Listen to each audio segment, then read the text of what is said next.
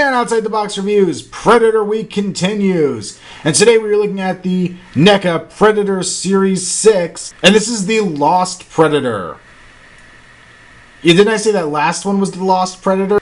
This one in fandom is known as Borg, which I can understand why they switched over the name from that, because it is technically a Star Trek, probably copywritten name. However, they could have come up with something. I think even if they called it Cyborg or something like that, it would have been kind of weird, but they could have gotten away with it. I really don't know. It seems really odd they would have stuck the Lost moniker on this guy, and I will most likely continue to call him Borg for the rest of this review. I'll be straight up honest with you guys. This is the figure I was looking forward to most in this entire line. The entire Predator 2 line. Not counting the City Hunter, I guess. But as far as the Lost Clan, this guy was #1 on my list of figures I wanted. So let's find out if all my hopes and dreams for this figure come true. Now, unlike his brothers, Borg comes not with a throwing disc, but with a machete of some kind, or a sword, which you could strap into his little belt here, and you could pull it out, even though it is very odd, because you have to get it just at the right angle. And what we have here is a very cool looking knife. A very nice silver. It's got some little serrated edges here, so you can just imagine him like getting somebody by the neck with it, or using it to saw off flesh. Some cool little holes down here as design. The handle looks almost bone, or like it was carved from bone or ivory. A lot of nice detail work in here. Really cool looking. Even has a little teeny tiny little hole down there. I really like this accessory. He has a left hand that can hold it, so you can just stick it right in there. Even it's a little hard because you kind of have to get it around his fingers. And there we have Borg with his weapon of choice. Really cool looking. I love the look of this. It's kind of pirate-esque, and he just looks like a badass. As far as sculpt goes, another reason I was so excited about this figure was the armor they gave him. Now, I kind of went heavily over the standard P2 armor again with the Scout review, just because we're kind of getting to the end of this line, and he is the last of the Predator 2 figures, at least, that will have that armor. So now we're looking at this brand new armor design on Borg, and I love it, I love it, I love it.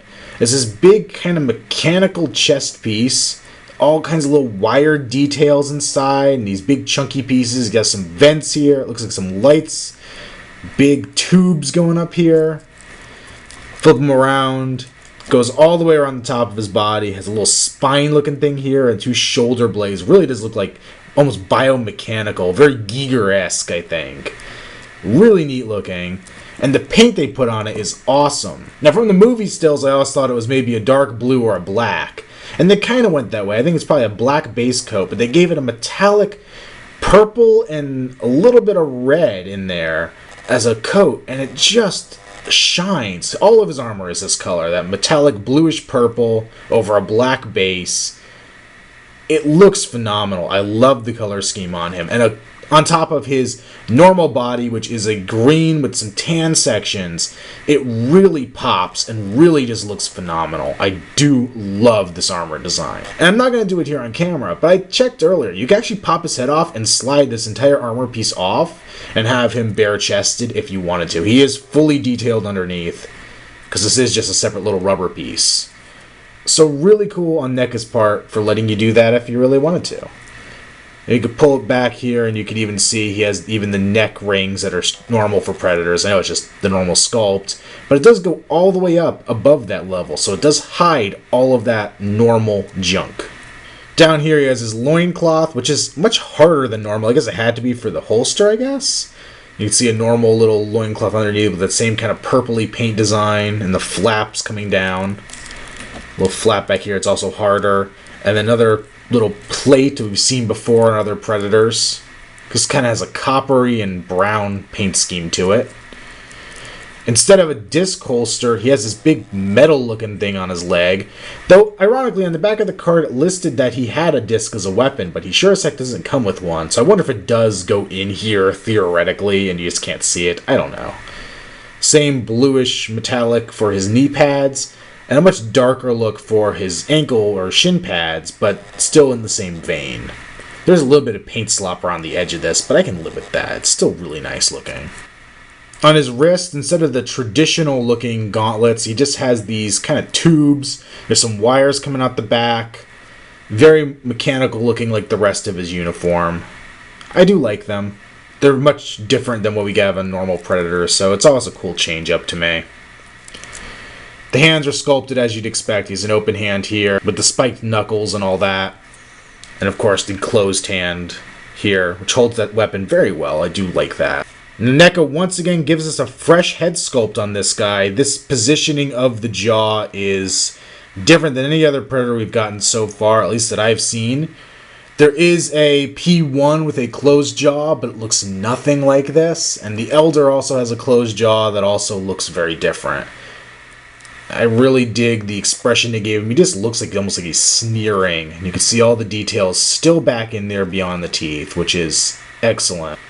He just looks really cool. I still love this green paint job with the tan. They put some red up on top of his crest. And then his eyes. He has bright red eyes with yellow pupils with a black dot in the middle. Really cool. Just looks very scary. Probably my favorite unmasked Predator head we've gotten. And of course he has the usual dreadlocks, rubberized. Once again, these are a mess. They came out of package all warped. I haven't had them this bad in a long time. I don't know what happened with this wave that they got so messed up in package. Not the worst thing in the world, but a little annoying. There are some cool little gold details on these, as usual with the Predator line. For articulation, same as always, Borg has a ball-jointed neck, pin and socket shoulder, can bend and rotate at the elbow, but the way his gauntlets are designed, it is a little hard to bend them all the way. These wires stick out, and you can't really get them to bend. They're not soft enough. They need to be a softer material. This is all kind of more rigid than the normal rubbery pieces we get on these figures. And these especially need to be much more movable and pliable to get him to bend his elbow much more. Ball-jointed wrist, ball-jointed waist, the awesome leg articulation, forward, back, out to the side, rotate, rubber butt, not hindering anything. I always have to point it out just because it's funny to me. Even has a little Predator thong on there. He has double-jointed knees and bend 2 points. Now, when I first got this figure, his knees would not bend at all, and it took a lot of coercing and being very gentle but firm with it to get it to bend at the lower section. And I had to put some serious heat and pressure on to get that top part to go out. But finally, it finally gave up and went and worked. But I was very, very scared that I was going to break this guy trying to get his legs to bend. And of course, he has ball-jointed feet. Overall, I really dig the Borg or Lost or whatever you want to call this guy. My favorite of this wave for sure. And I think he's going to rank up there really high with my favorites in this line overall. I love the detail work they did on him. I love the chest piece. Just looks cool. Overall, I gotta say, first of all, I just love this character design from the first time I ever saw it. But I think NECA did a very faithful recreation of this character. Any liberties they took, I think, work for the character. I think his knife is really cool. I think his paint job is really nice. Overall, he's really cool. They did enough with the old Predator body to make it something new and exciting for me. And as I've said before, that's been the trick with this line. We've gotten so many retools and repaints. You're not always going to be super excited for a new figure, but they definitely have to make sure they throw out ones like this every so often. So, very excited to have Borg Predator and going to recommend him very much so to anybody who's a fan of this line. Even just as the only Predator on your shelf, you can do much worse than this guy. He's really cool looking. And that brings us to the end of Predator Week. Kind of. I'm going to throw one more video out there. Going to rank some of the Lost Predators and talk about which ones are my favorites and least favorites from the line. Just as a wrap up to the Lost Tribe. But looking forward, we have Predator Series 7 coming in just a few months, supposedly. And I can say, you're probably not going to get a full Predator week out of me that week. Maybe you will. But there's one Predator in there I really want, which is the Cloaked Falcon, semi-cloaked Falconer. He actually comes with a Falcon, which is the main reason I really want him. So definitely going to be keeping an eye out for him. Then we're getting a re-released Masked City Hunter, so that's a pass for me, unless they do something amazing with it that I don't see them doing yet. So right now, that one is going to be a pass on my part. And they're releasing the Big Red Predator from a fan film. I don't remember the name of it right now. I'm sure somebody will remind me in the comments. But it's basically Batman versus Alien versus Predator. The fan film was kind of cool. I liked the Batman part more than I liked the actual Alien Predator part. And Big Red was just a background Predator for half a second. And the Predators are barely even in that thing. And I don't know. I'll have to see him in person. I really don't know if I'm going to pull the trigger on that one. Because I just don't know if he's worth getting as an expanded universe, totally unofficial character. And I really hope that NECA's not doing this just a way to stall the line.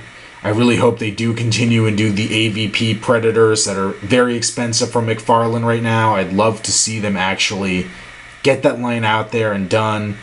Of course, we have in the spring to look forward to the Dutch coming out, which I am very excited about. Finally getting a human character for Predator. Very cool.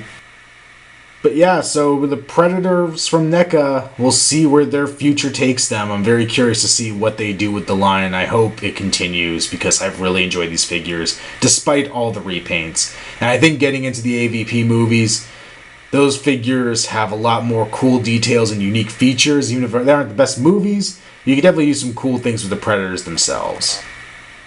Make sure you check out Outside the Box Reviews on Facebook. You can see what I've been finding in stores, and I posted the Predators right when I got them on there and showed off some stuff before I got around to the reviews, and also gave hints of what reviews were coming.